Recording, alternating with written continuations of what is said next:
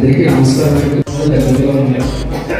దయచేసి బయట వాళ్ళకు కూడా మన స్టాఫ్ కూడా బయట వాళ్ళు కూడా ప్రాబ్లమ్ వచ్చినట్టు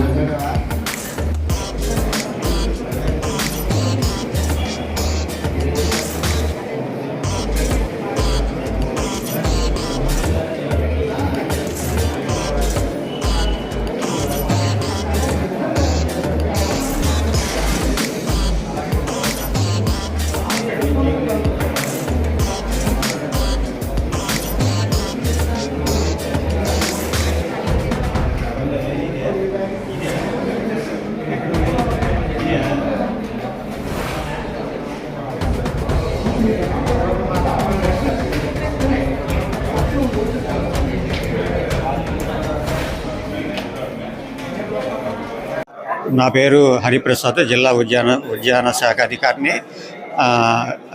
ఈ రోజున మనం భీమవరం పట్టణంలో టౌన్ హాల్లో ఉద్యాన కాంక్లేవ్ ఒక కార్యక్రమాన్ని మనం జరుపుకుంటున్నాం. దీని ప్రధాన ఉద్దేశం పాలీహౌస్లు, షేడ్ నెట్లలో అధిక విలువ కలిగిన కూరగాయలు, పండ్లు, వాటి పెంపకం మీద, అట్లాగే కోకో, కొబ్బరి ఈ కోత అనంతర తీసుకోవాల్సినటువంటి చర్యలు, వాటి నాణ్యత ప్రమాణాలని మనం ఏ విధంగా పెంపొందించుకోవాలి, మార్కెటింగ్ ఏ విధంగా చేసుకోవాలి, దాని గిట్టుబాటుని మనకి ఏ విధంగా అభివృద్ధి పెంచుకోవాలనే ఉద్దేశంతో ఈ కార్యక్రమాన్ని మనం చేస్తున్నాము.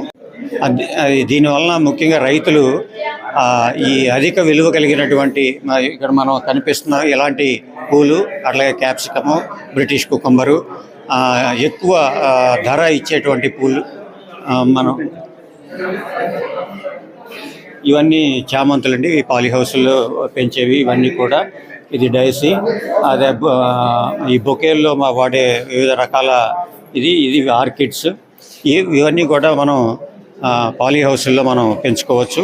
అట్లాగే షేడ్ నెట్లో పెంచుకోవచ్చు. వీటి వల్ల ఏంటంటే రైతుకి ఎక్కువ దిగుబడి వచ్చే అవకాశం, అధిక ఆదాయం వచ్చే అవకాశం ఉందండి. ఇది కోకో కోత నుంచి తర్వాత ఎండబెట్టి మార్కెటింగ్ చేసేంత వరకు మనం చేస్తున్నాము. దాన్ని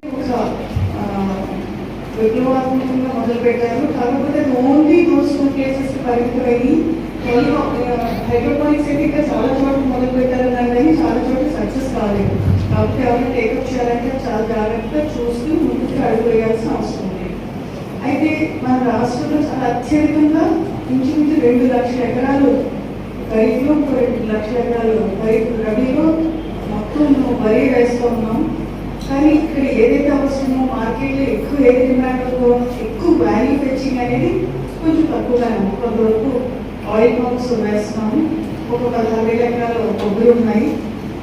ఆయిల్ పంప్ మధ్యలో కోకో కూడా వేస్తున్నాము. అయితే కోకోలో రేట్ చాలా బాగా వస్తుందని చెప్పేసి అందరూ ఇస్తుంటారు, దాన్ని రేట్ వచ్చేది. బట్ అందులో వెళ్ళి ఆధునిక పద్ధతులు, తర్వాత మంచి ప్రాక్టీసెస్, మంచి ఎకనామిక్ ప్రాక్టీసెస్ అన్ని చేయకపోతే మనకి న్యూట్రిషన్ సెక్టర్ లో కాస్మెటిక్స్ లో ఎక్కువ వాడుతున్నారు. సో ఇలాంటి వాల్యూ యాడెడ్ ప్రొడక్ట్స్ అన్ని మన జిల్లాలో చేసుకోవచ్చు, తక్కువ ఇన్వెస్ట్మెంట్ తో కూడా చేసుకోవచ్చు.